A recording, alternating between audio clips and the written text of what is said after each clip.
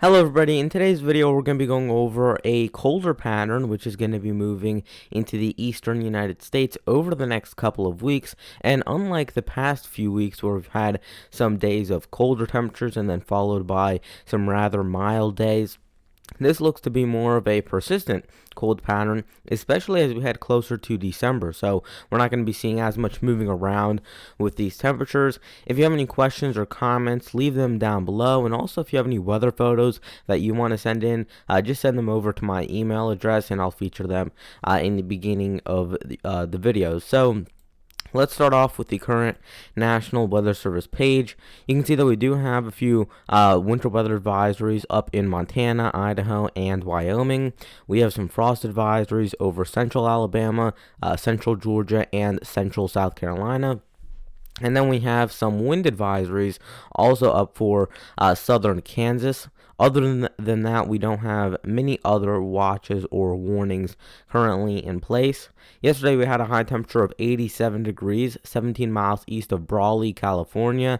Low temperature of negative 11 degrees in Peter Sinks, Utah. The highest rainfall report was 3.42 inches in Wyandotte, Oklahoma. And the highest snowfall report was about 5 inches in Kettle Falls, Washington. So let's start off with taking a look at the expected low temperatures over the next 7 or so days. So we're going to be going all the way until about the 26th or 27th and just taking a look at some of these low temperatures, because you're going to see a pretty similar trend where you're going to have cold temperatures just kind of staying in the eastern United States, and that's not really going to change for much longer. So starting off for tomorrow, we will have some lows into the 20s over some parts of the Northeast and the Midwest. The southern United States even getting in on some colder temperatures as well. So really a majority of the country from the Northwest to the East will be below freezing for tomorrow and even into Sunday as well. Here's a look at Sunday, and you can see that it is warmer, especially over the east, right over here, but it is still below freezing in a lot of these spots. It is getting fairly cold up into the northern plains as well, where a few areas could be getting down into the teens or even the single digits. So it is definitely going to stay cold into those areas here before Monday. And this is when we're going to start talking about that possible storm, where some models indicating snowfall in the Northeast, other models aren't. And again, we're going to talk about that a little bit more in another few videos that are going to be coming up on the channel. But this would be the outcome of that. You would have colder temperatures to the west, right behind the front, which would be by this point right over here. So you would have those colder temperatures sitting to the west of this front. And that's why in the Great Lakes it's down in the 20s, but you go into the coastal Northeast all the way up to Maine, and you'll still be in the 50s for the low temperatures, or right around the upper 40s. So it will be fairly mild on Monday if you live in the coastal Northeast, but look at this. For Tuesday, it gets so cold that we might even see some 30s dropping down near the panhandle of Florida. So getting really chilly into the east by early next week.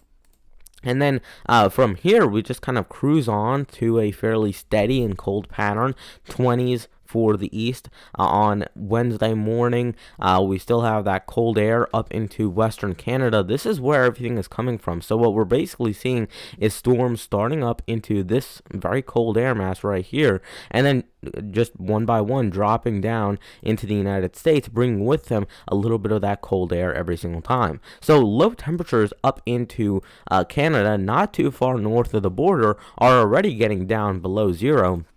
And that's the source of our cold air. So we have a fairly chilly source of cold air, and those same air masses are migrating all the way down through the central United States and into the East Coast area.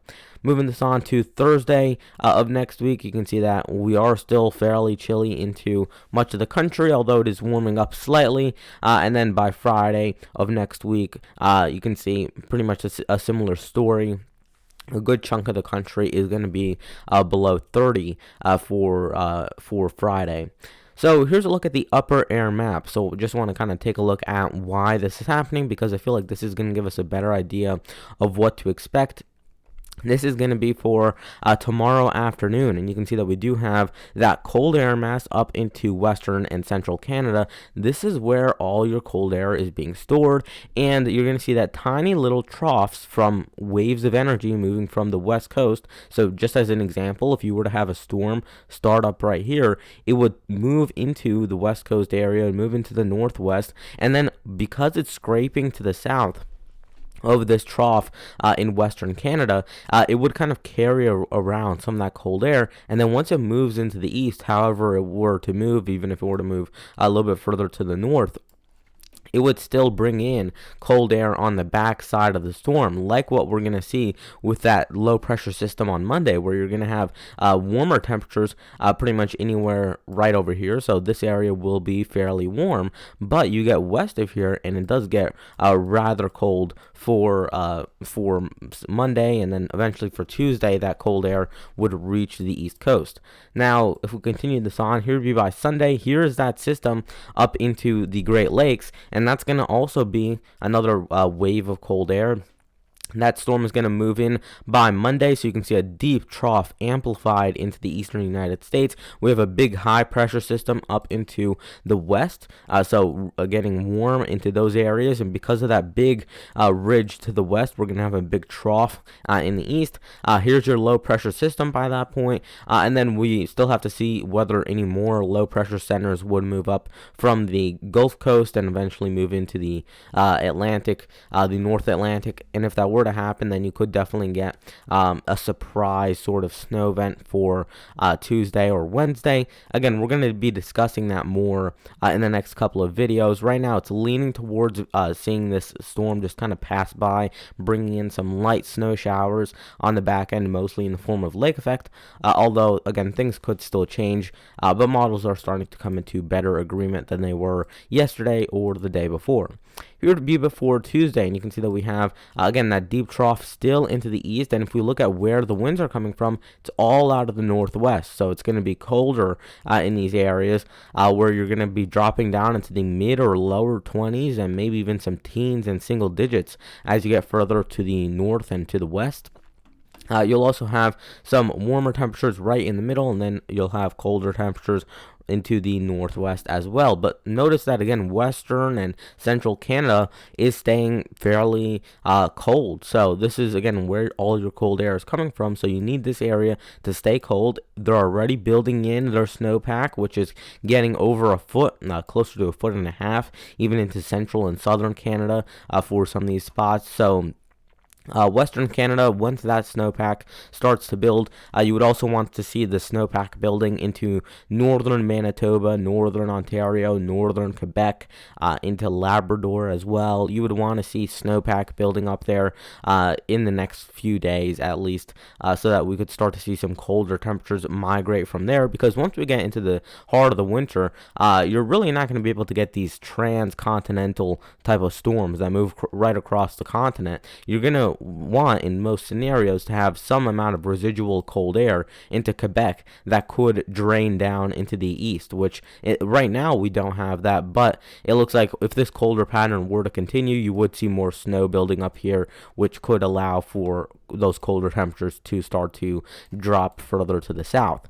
Now, just skipping forward a couple days, we're going to see our next system move through. This is for Thursday, and you can see that we have a low pressure center back up through the upper Great Lakes, and if we move this on one more frame, you can see that that would eventually move into the east as a fairly big trough, a fairly flat trough, but still a rather impactful one, and that would be up near Maine and New Brunswick, Canada, as well as Nova Scotia. So these areas would be getting at least some amount of rain or snow mixed in with some colder air, and then we would see this pattern really start to set in, and it looks like by the end of the month, so we're talking about the 28th and beyond, and into the first couple of days of December, we are going to be in a much more consistently cold pattern in the eastern United States. And this was something I was talking about even all the way back in October or even September. If you were to watch some of my long range videos back then, I was talking about the threat of November and December being colder,